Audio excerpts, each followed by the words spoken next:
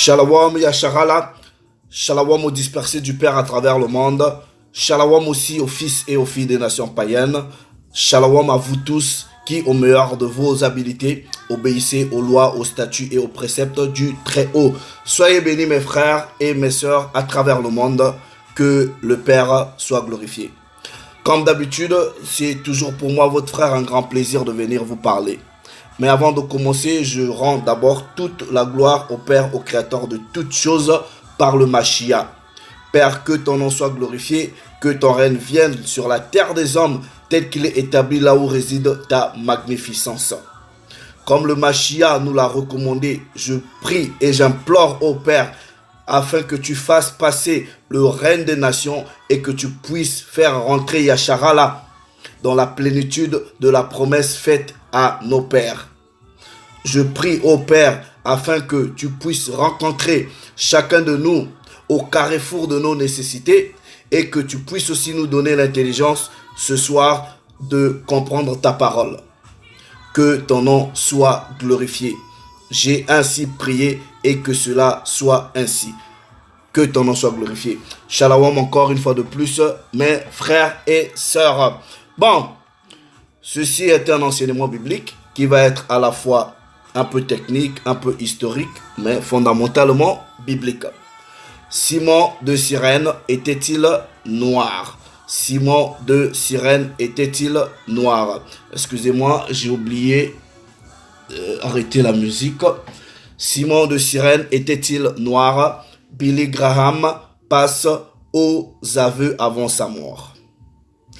Vous allez comprendre la raison pour laquelle je choisis d'associer Simon de Cyrène à Billy Graham. Tout simplement parce que ce Billy Graham là va représenter en tout cas le chrétien moyen ou le christianisme. Et Simon de Cyrène va représenter cette théorie derrière. Ok? Et cette théorie selon laquelle Simon de Cyrène était un homme noir. Nous allons prouver et démasquer la supercherie sur, en tout cas, cette conception-là. Est-ce qu'il était un homme noir? Mais de quel homme noir s'agit-il? Vous voyez, souvent, vous allez remarquer, quand vous faites peut-être des recherches, vous écoutez des pasteurs, vous parlez sur la personne de Simon de Cyrène, ou quand vous faites des études, souvent on vous dit que c'est un homme noir et il est souvent représenté tel que l'image que vous voyez, ou souvent comme ça. Donc Jésus c'est un homme blanc et Simon de Cyrène, vous voyez, c'est un homme noir. Mais non, la théorie derrière c'est quoi? C'est la théorie de l'inclusion. Et c'est tout simplement un mécanisme pour que ces noirs-là se sentent plus ou moins à l'aise dans ce que les autres vous ont apporté. Puisque les frères et sœurs, dans le christianisme, on nous a présenté un Jésus comme étant un homme blanc, ce serait tout à fait, en tout cas, dans leur sens, logique. Maintenant, de prendre un personnage qui va se placer à un moment crucial de la vie du Mashiach, ils vont dire que c'est un homme noir et vous bombarder de théories pour que vous vous sentez bien. Pour que, en tout cas, vous vous sentez concerné, que vous vous sentez plus ou moins faisant partie de ces choses-là qui vous apportent. Donc nous allons analyser ces théories pour voir si c'est un homme noir. La parole va nous, en tout cas, illustrer ou plus ou moins nous indiquer cela. Alright?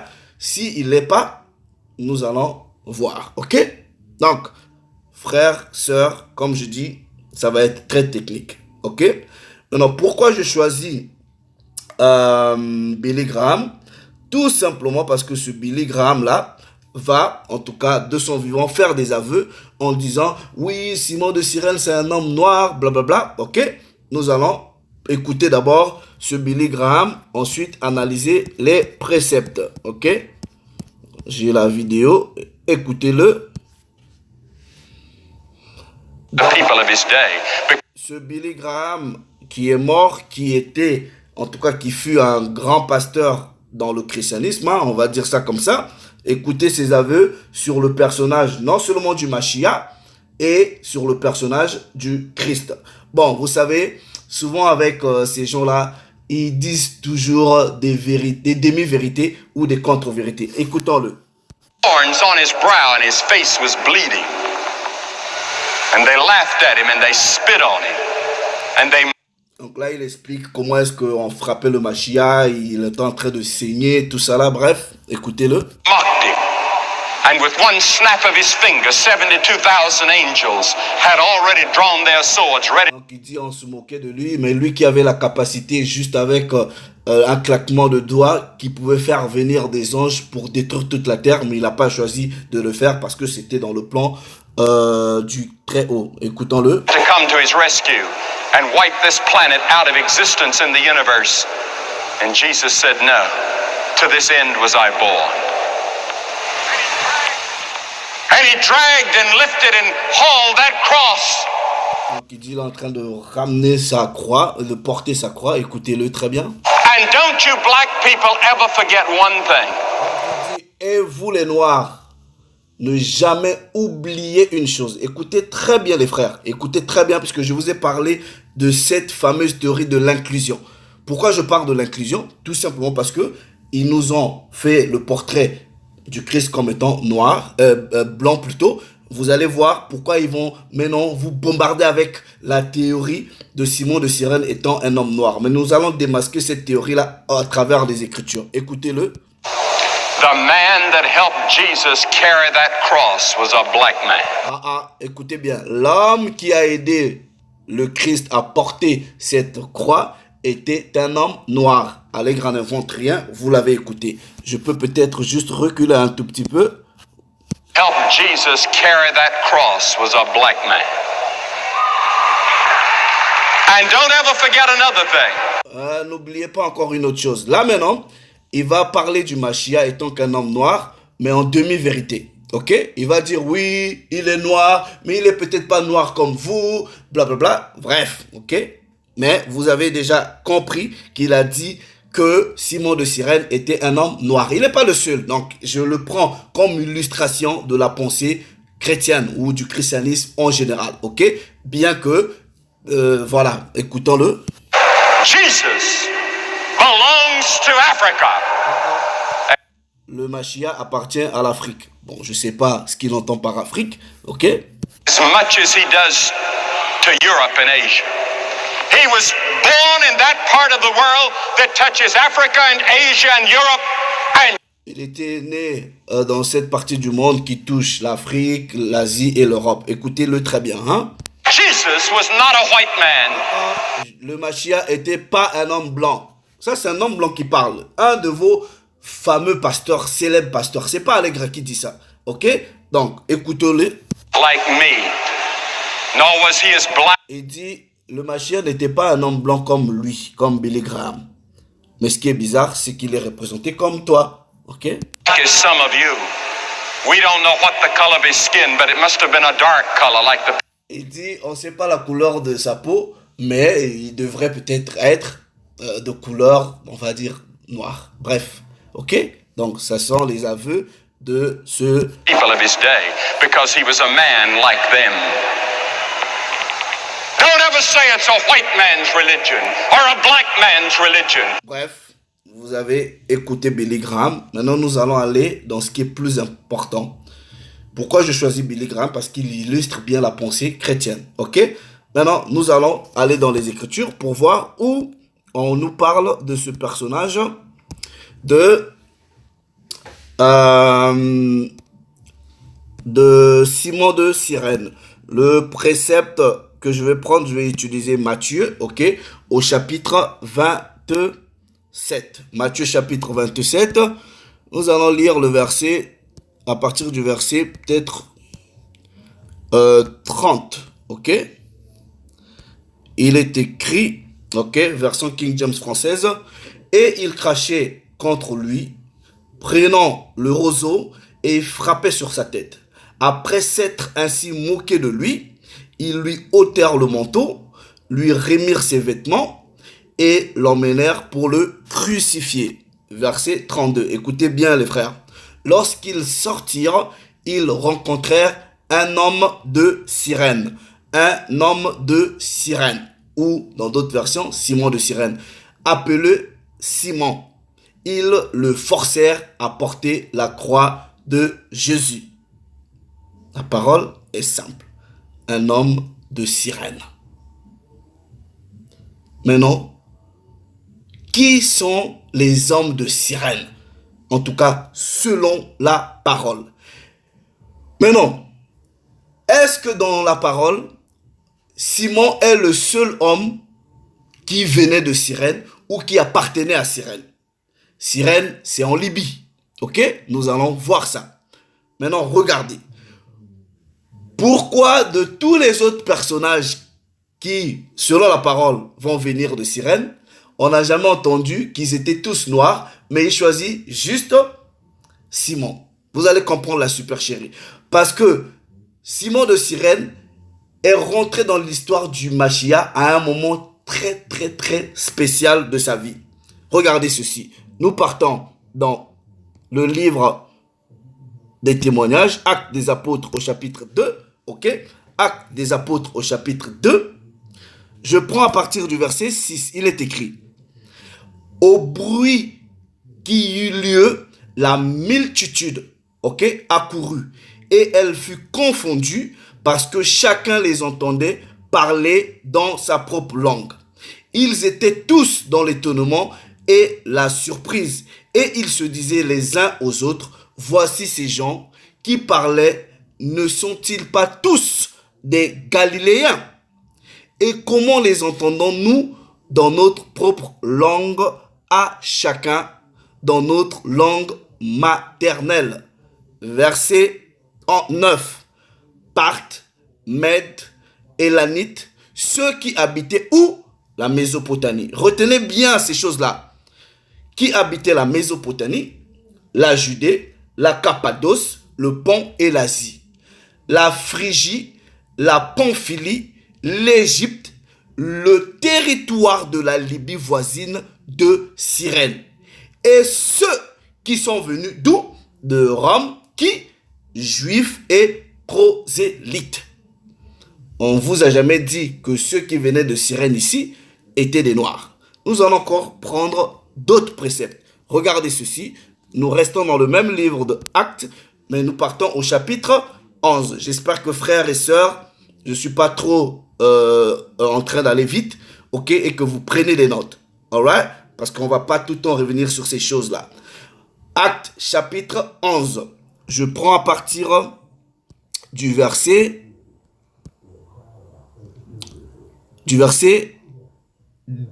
19. Écoutez très bien, frère. Écoutez bien. Ceux qui avaient été dispersés. Retenez bien, les frères. Ceux qui avaient été dispersés par la persécution survenue à l'occasion d'Étienne allèrent jusqu'où? Jusqu'en Phénicie. Alright? Dans les îles de Chypre. Retenez ces villes-là, puisque quand on va aller lire les documents historiques, vous allez bien comprendre.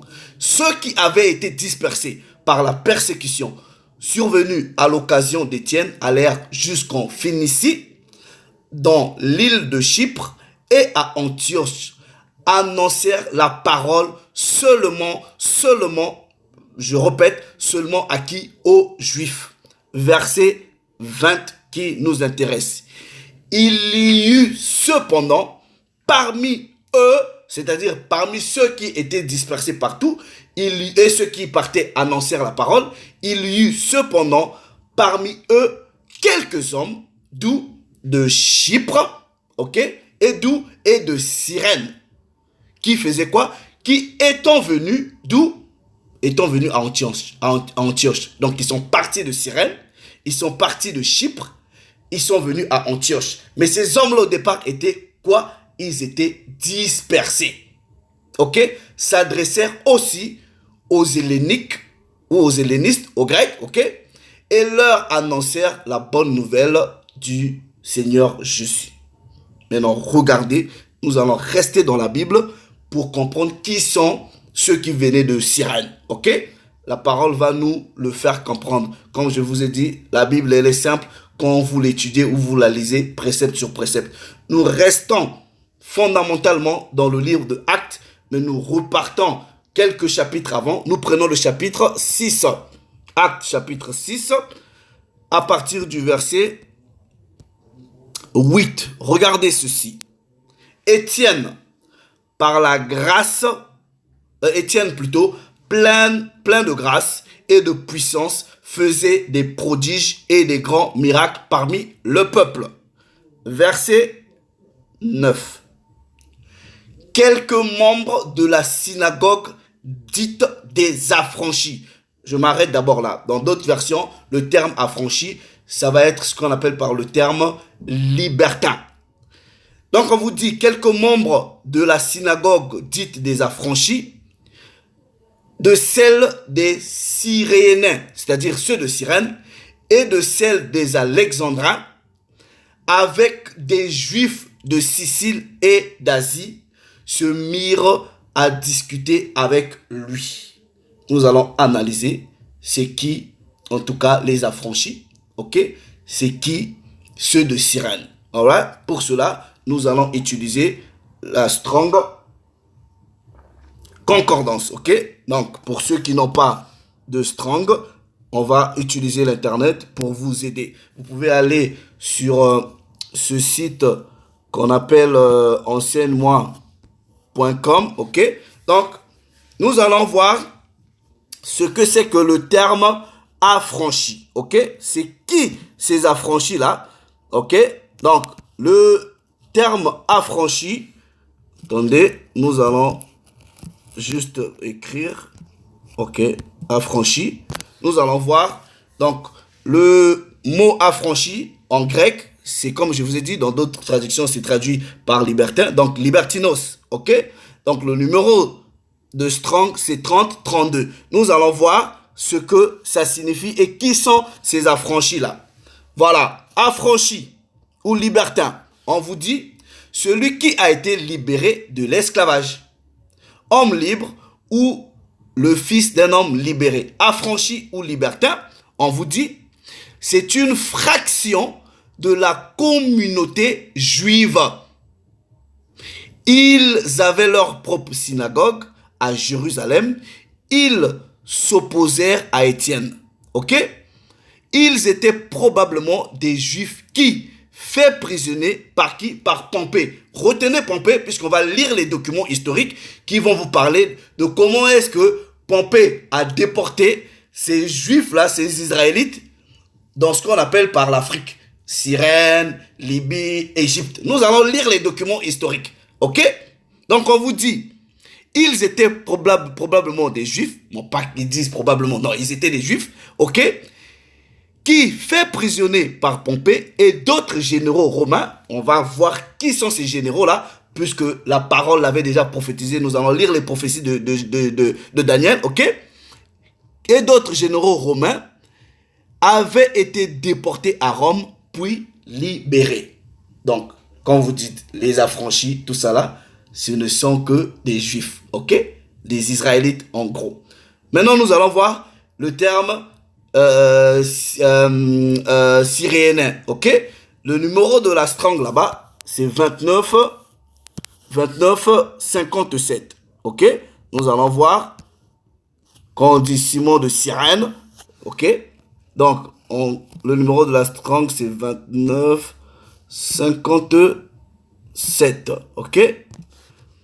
Voilà, c'est Cyrène. Donc, nous allons voir. Comme vous pouvez voir, c'est c'est Acte, on est dans Acte chapitre 2, hein, verset 10, quand je vous ai dit, ok, regardez, ceux de Cyrène, on vous dit Cyrénien, ça veut dire suprématie de la bride, qui gouverne froid. Maintenant, on dit grande et florissante cité de la Cyréanique libyenne. Écoutez bien les frères, une des 5 villes formant le Pentapole, ok, dans la Tripolinienne actuelle. Située sur un plateau à plus de 600 mètres d'altitude, à environ 16 km de la Méditerranée. Regardez bien, parmi ses habitants, on comptait un grand nombre de Juifs investis du droit de citoyen. C'est pour cela qu'on vous a parlé des affranchis. Ceux qui, d'abord, ont été déportés, ils étaient prisonniers et à qui on avait affranchi, c'est-à-dire donné leur liberté. Donc, ils pouvaient de temps en temps venir à Jérusalem prier. Ok? Maintenant, pourquoi on vous parle de généraux romains, des choses comme ça? Alright? Ce que vous devrez d'abord comprendre, frère, les Bani Yashara, les Israélites, ont traversé plusieurs captivités. Et nous allons voir cela, ok? Donc, si vous ne comprenez pas les captivités, si vous ne comprenez pas les prophéties, vous allez lire ce que vous appelez par le Nouveau Testament là, vous allez rien piger dedans. Vous allez voir grec, romain, grec, il y a ni grec, il y a ni juif. Vous allez vous embrouiller, vous pensez que ce sont des personnes différentes. Non. Et nous bénissons le Père parce qu'il nous avait fait grâce de comprendre ces choses-là. Vos pasteurs dans les églises, je ne sais même pas s'ils peuvent vous enseigner ça. Ok frère, ça c'est pour votre édification. Donc quand vous lisez dans la Bible, on enseigne ces choses-là. Quand vous voyez grec, on vous dit, quand quelqu'un est affranchi, on donne le droit de citoyenneté. Ça veut dire vous devenez citoyen de ce pays. Est-ce que vous comprenez? Regardez ceci. Nous avons traversé les Bani Yashara là, plusieurs captivités. Donc, première captivité, captivité égyptienne. Après les Égyptiens, ce sont les Assyriens. Après les Assyriens, ce sont les Babyloniens. Après la captivité babylonienne, nous avons ce qu'on appelle la captivité de Mède et Perse. Ok? Et après, c'est la captivité gréco-romaine. Mais premièrement grecque, après romaine. Donc, si vous arrivez au niveau du Nouveau Testament, vous ne maîtrisez pas ce qui s'est passé pendant la période grecque, la captivité grecque, vous n'allez rien piger au Nouveau Testament. Vous allez patiner dessus.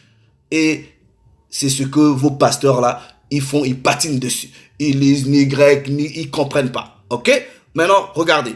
Quand nous avons lu les définitions, on vous a dit que c'était des gens qui étaient d'abord dispersés, voilà, et ils étaient affranchis. Ok? Donc, nous allons voir comment est-ce que Daniel avait prophétisé, en tout cas la captivité gréco-romaine. Nous allons dans les prophéties. Daniel, let's go to Daniel. Daniel, chapitre 8. Frère, j'espère que vous êtes en train de suivre. J'ai pas envie de me précipiter parce que c'est très très capital. Ok, ça va vous aider à bien comprendre beaucoup de choses dans le Nouveau Testament. Ok, Daniel chapitre 8. Regardez. Nous prenons, vous voyez, Daniel a vu beaucoup de visions, on lui a montré des bêtes, tout ça là. Mais ces bêtes-là représentaient quoi? Ces bêtes-là représentaient plusieurs royaumes. Ok? Regardez ceci. Daniel chapitre 8, je lis à partir du verset 16.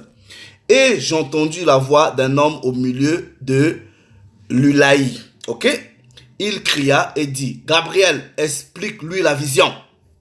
Il vint alors près du lieu où j'étais et à son approche, je fus effrayé et je tombai sur ma face. Il me dit, sois attentif, fils de l'homme, car la vision concerne un temps qui sera la fin. Mon frère, ma soeur, on est dans les temps de la fin parce que, vous voyez, là, le règne des nations, là, le règne des dômes, le règne romain, là, et c'est ça qui va être la fin de leur règne pour que Yashara la rentre. Ok? Donc Daniel avait déjà vu ces visions-là. Regardez, verset 18. Comme il me parlait, je restais frappé d'étourdissement.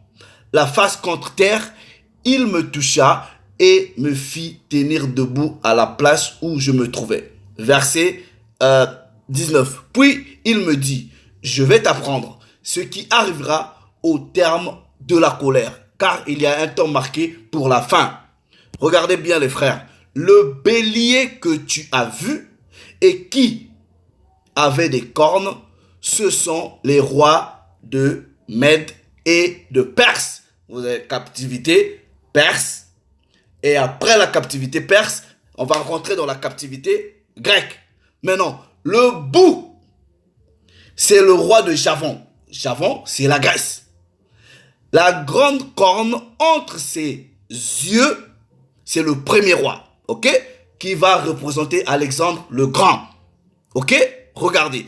Maintenant, ce premier roi là, qui va avoir la forme de bouc, ok? Mais un bouc qui va avoir 4 cornes.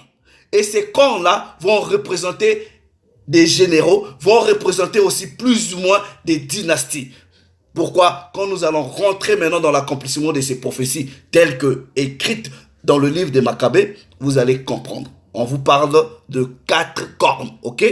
Les 4 cornes qui se sont élevées pour remplacer cette corne brisée, c'est-à-dire le premier roi qui représente le royaume de Javon va avoir sa corne brisée. Ça veut dire quoi? Il va mourir. Ensuite, de lui va sortir maintenant 4 autres cornes.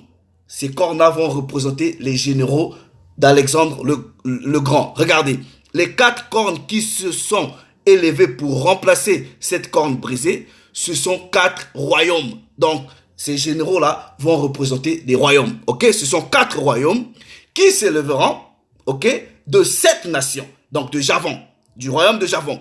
Mais qui n'auront pas autant de force. Maintenant, nous allons aller prendre ces prophéties-là. Ok? Nous partons dans le livre de Maccabées au chapitre 1er.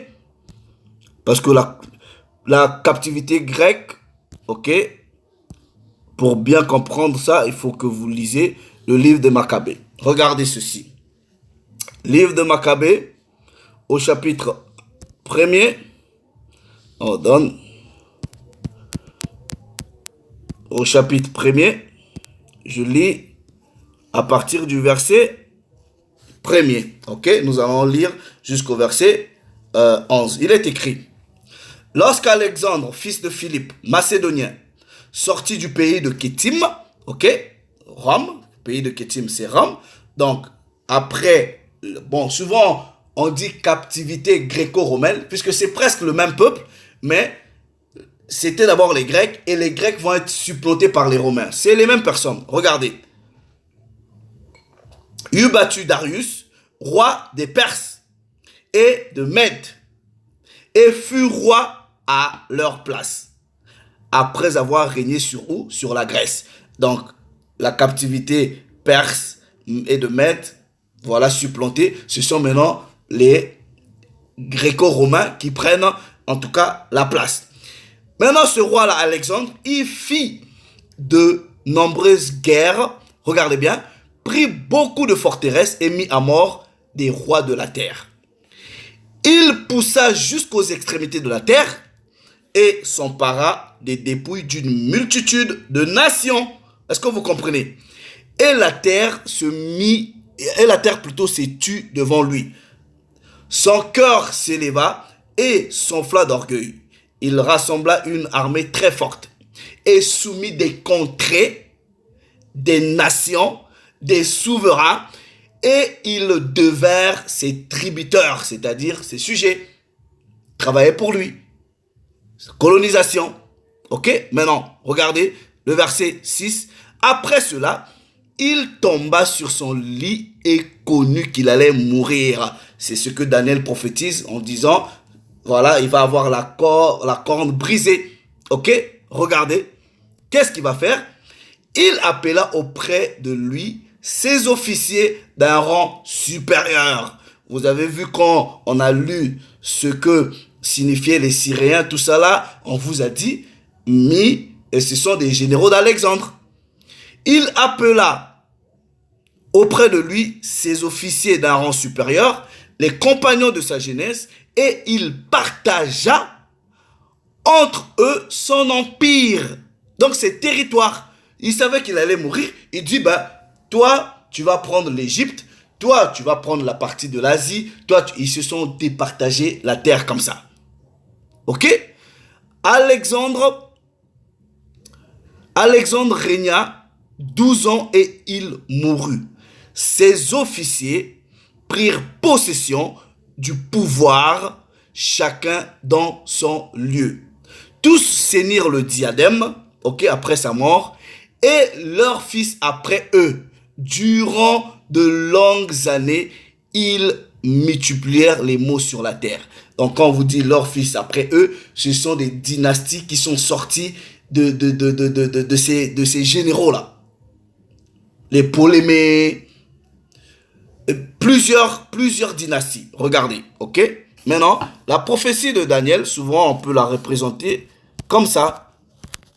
Hold on. Vous voyez? Voilà. Vous voyez? Donc, un peu comme ça. C'est le royaume de Javan avec des ramifications. Donc, vous avez le royaume ou le règne de Ptolémée, ok? Vous avez la Cassandre, celui de Séleucus et celui de Lysimachus, ok? Donc, maintenant, ces gens-là se sont divisés presque le monde. C'est ça que vous devrez d'abord bien comprendre. Maintenant, regardez, nous allons prendre les historiens qui vous disent la même chose. Nous allons aller dans ce livre-là, de Babylone à Tombouctou. Je vous mets la photocopie du livre, mais le livre, il est là, je l'ai à la maison, ok? Je l'ai à la maison. De Babylone à Tombouctou. Nous allons lire ce que les historiens disent. Regardez. Où j'ai souligné, on vous dit, en 65, ok, les armées romaines, sous le général Pompée, capturent Jérusalem. En 70, le général Vespasien et son fils Titus mettent fin à l'état juif avec un grand massacre. Durant cette période, ok, des gouverneurs militaires de Palestine, ok, il y eut beaucoup d'outrages et des atrocités ont été commises contre le reste du peuple. Ceux qui étaient restés, en tout cas à Jérusalem ou en Israël, ils ont fui. Ok, ils ont fui. Regardez ceci. Regardez. Durant cette période de Pompée à Julius, il a été estimé plus d'1 million de Juifs fuirent en Afrique, fuyant la persécution romaine et l'esclavage, car le marché d'esclaves était rempli des Noirs juifs. Babylone à Tombouctou, ça ce sont des scientifiques, des académiques qui vous apportent des preuves historiques. Nous allons prendre un autre document, ok? La Rome impériale, ok? Le livre il est là. Vous voyez? Donc, quand les Romains sont venus supplanter maintenant les Grecs, ils ont pris toute cette partie-là de ce que vous appelez par le Moyen-Orient jusqu'en Égypte. Ils ont terminé avec les dynasties. Est-ce que vous comprenez? Ok? Ils ont terminé avec les dynasties. Voilà. Maintenant, regardez. Je vais prendre un autre document. Vous voyez quand vous lisez dans Actes chapitre 2, on vous dit, ouais, les Juifs sont venus, ouais, les gens sont venus de ceci, de cela, de ceci, de cela. Beaucoup de vous, dans le christianisme, vous pensez que ces gens-là qui étaient venus d'autres nations, ce sont les étrangers. Vous ne comprenez pas l'histoire. Ces gens-là, on vous dit, venus de Mède, venus de Parthe, venus de ceci, ce ne sont que des Israélites qui ont été déportés. Nous allons prouver cela, ok? Voilà, dans ce document, que vous voyez ici que j'ai à la maison, ok? Moi, je ne dis jamais ce que j'ai même pas lu moi-même. Dans les lettres, ok, de Ponce Pilate, ok? Nous allons aller dans la page 23. Regardez, ok? Donc ça, c'est la conversation que Pilate a eue avec un de ses amis qui était peut-être aussi gouverneur, ok, quelque part. Il dit, à partir d'ici, regardez, il dit, comment puis-je payer aussi beaucoup? Il dit, comment puis-je payer aussi beaucoup de taxes? j'ai juste pris le pouvoir, j'ai juste été nommé. Pourquoi? Maintenant, il dit, maintenant son pote lui donne des conseils, il dit, mais on prête de l'argent chez les Juifs et ainsi augmente leurs taxes pour que tu rembourses l'argent que tu vas emprunter. Mais non. Et il répondit, je vais quand même informer la communauté des Juifs par respect et par admiration de leur race. Mais non. Mais Pilate, il est blanc. Pourquoi Pilate parle des Israélites en disant j'admire leur race et j'ai du respect pour eux? Ça veut tout simplement dire il n'était pas un Israélite. Est-ce que vous comprenez? Maintenant, regardez. Ça, c'est pas vraiment l'objet du sujet. Regardez. Regardez, il dit, je vais les informer quand même par respect, ok, et par admiration de leur race, ok. J'ai l'intention, ok, d'augmenter la taxe à 10%. Pourquoi pas, ok. Et son ami lui dit, mais moi-même, dans mon royaume ou dans, je sais pas, comment je peux dire, dans mon gouvernorat ou je sais pas quoi là, j'ai fait la même chose, ok. Il dit, mais dans les 6 prochains mois, tu dois restaurer les 10%, ok. Et dans les 12 prochains mois, mets encore une taxe de 10%.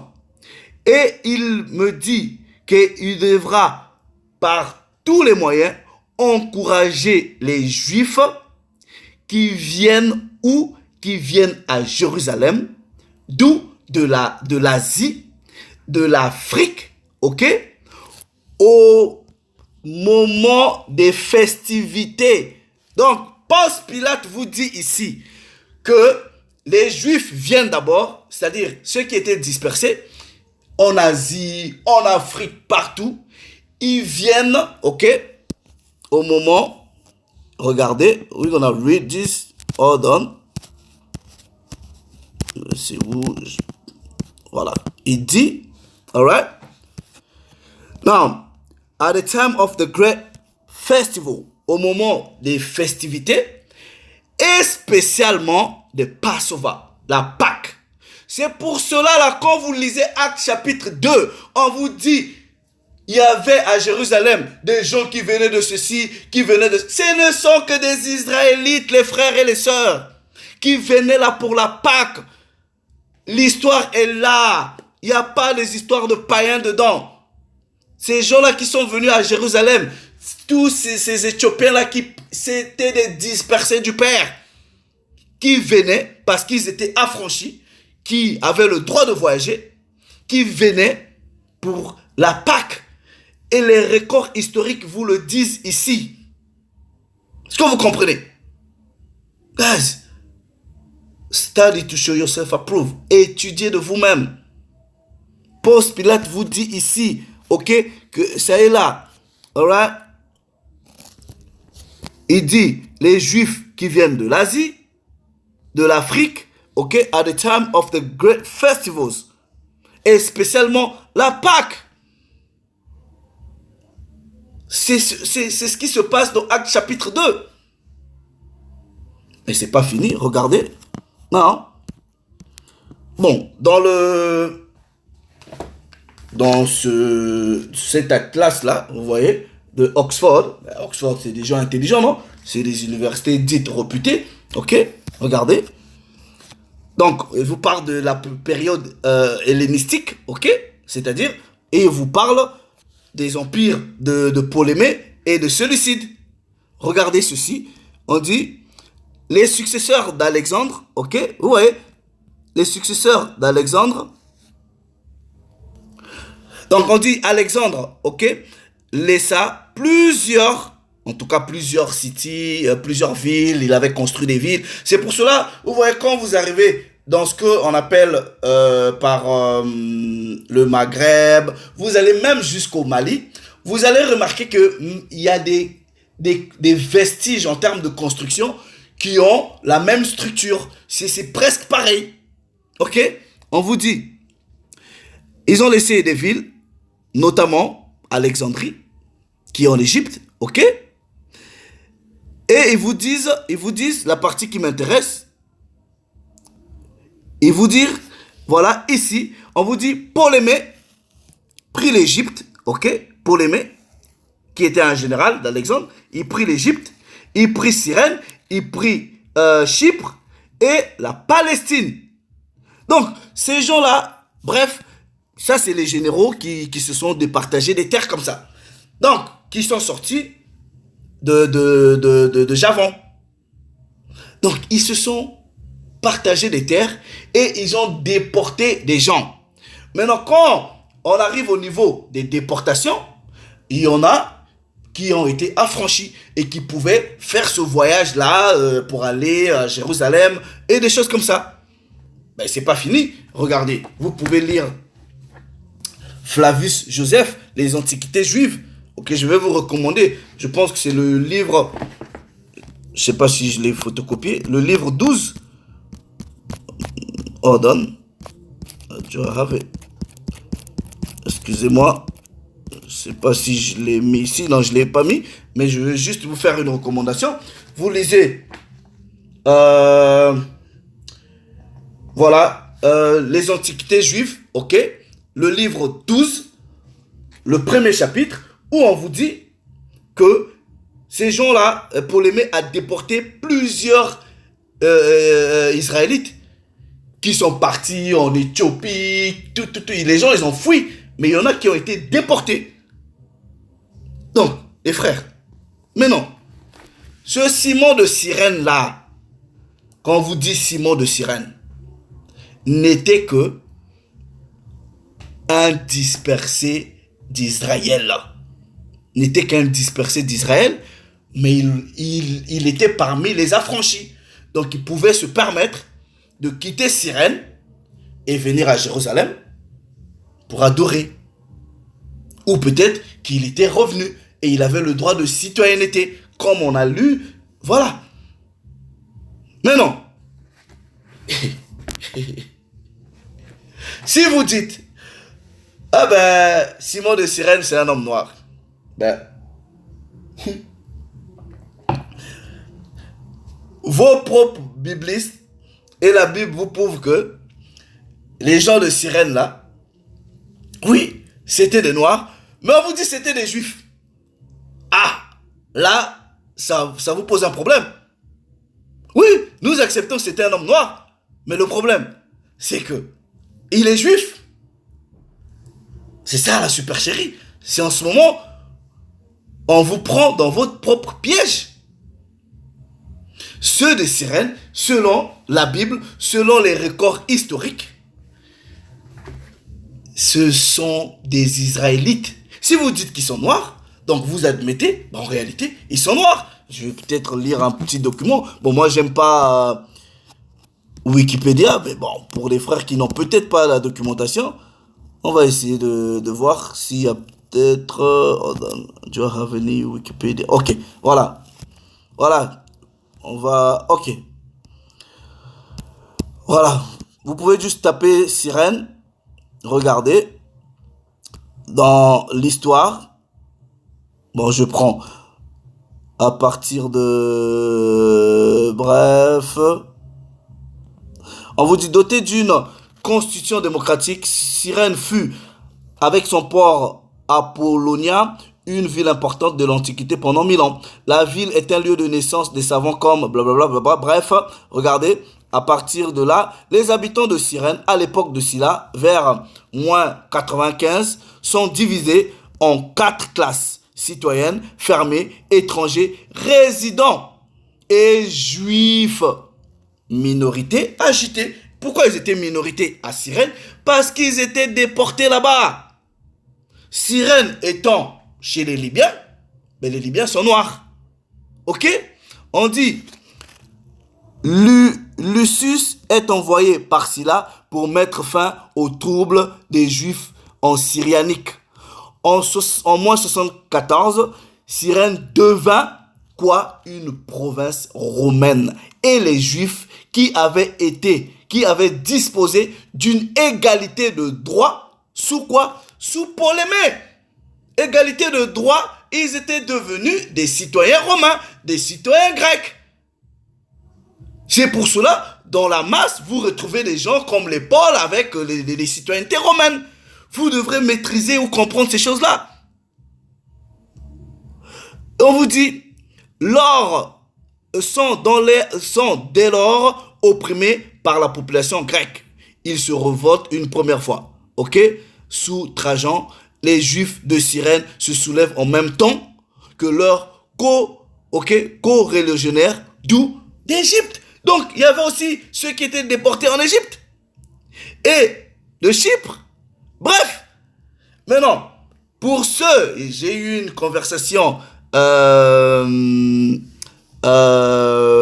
avec un frère sur même l'immigration des Bantous, mais la plupart des recherches, même académiques aujourd'hui, vous disent toujours que, en tout cas, soi-disant, ces Bantous-là viennent, souvent ils disent de l'Égypte.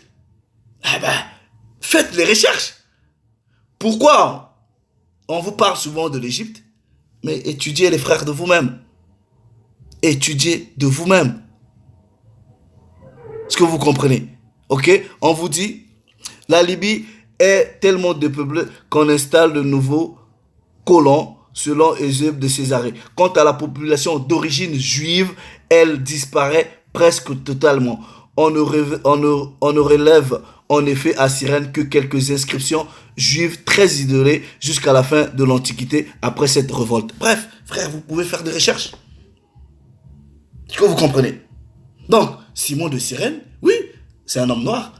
Mais le problème, étant noir, il est juif. Il est juif. Bon.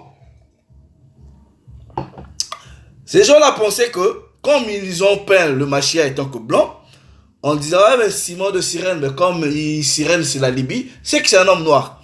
Vous voyez, votre supercherie, nous, on fait que analyser ces choses-là au moyen de l'histoire et au moyen de la parole. Pour Billy Graham, tu as sorti une vérité. Voilà, oui, il est noir, mais sauf que c'est un juif. C'est aussi simple. Donc, frère, les documents sont là. Vous pouvez acheter Imperial Rome, ok, la Rome impériale. Vous pouvez toujours acheter les antiquités juives de Flavius Joseph, ok. Vous pouvez acheter les lettres de Ponce Pilate, ok. Voilà, les documents sont là, la documentation est là, l'histoire est là. Vous pouvez retracer et étudier. Bref, j'espère que j'ai été clair, simple pour l'édification. Maintenant, je vais m'arrêter là. Vous voyez, si nous apportons ces choses-là, ça ne va pas sauver une personne. Non. Nous voulons juste que les gens apprennent leur histoire, comprennent la vérité et que cette vérité affranchit. Mais ce qui est plus important, premièrement, c'est que tu connaisses qui tu es. Ok? Ensuite, quand je dis qui tu es, c'est-à-dire physiquement, tes vraies origines, qui tu es. Ensuite, qui tu es dans le Machia. Quand tu sais qui tu es physiquement, si tu te retrouves par la grâce du Très-Haut, ok, étant celui ou celle du peuple élu du Très-Haut, ce qui va être important, c'est maintenant de comprendre, oui, je fais partie du peuple élu, mais ce peuple-là, qu'est-ce que Dieu a dit? Dieu lui a donné des lois, Dieu lui a donné des recommandations. C'est en ce moment que tu dois commencer maintenant à vouloir vivre selon les lois, les préceptes qui ont été donnés à tes grands-parents. C'est pour cela que nous enseignons ces choses-là. Nous enseignons pas ça là pour que ouais, ça vous fasse plaisir. Ah, je suis israélite. Non, non, non, non. C'est pas ça.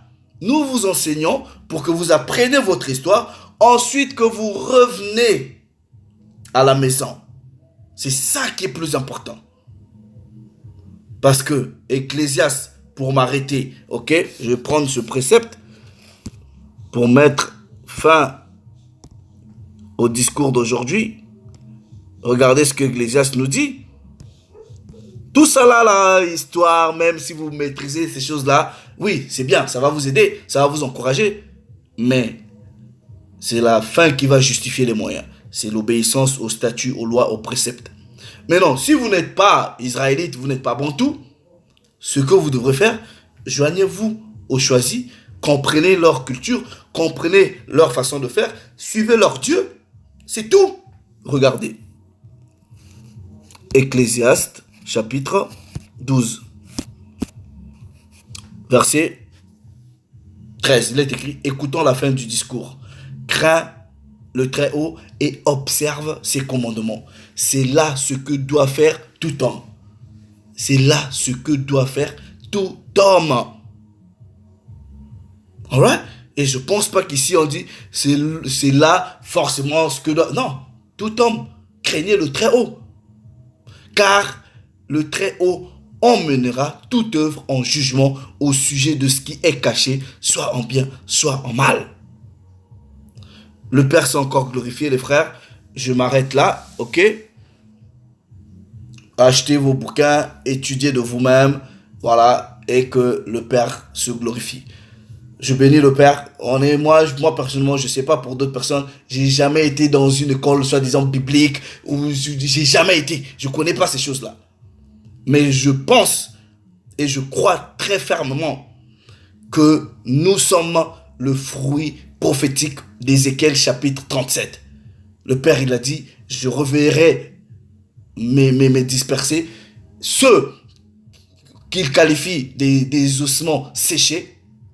On va prendre cher. Nous prenons cher, nous nous réapproprions ce qui nous appartient. Plaise au Très-Haut, nous reviendrons toujours avec d'autres partages.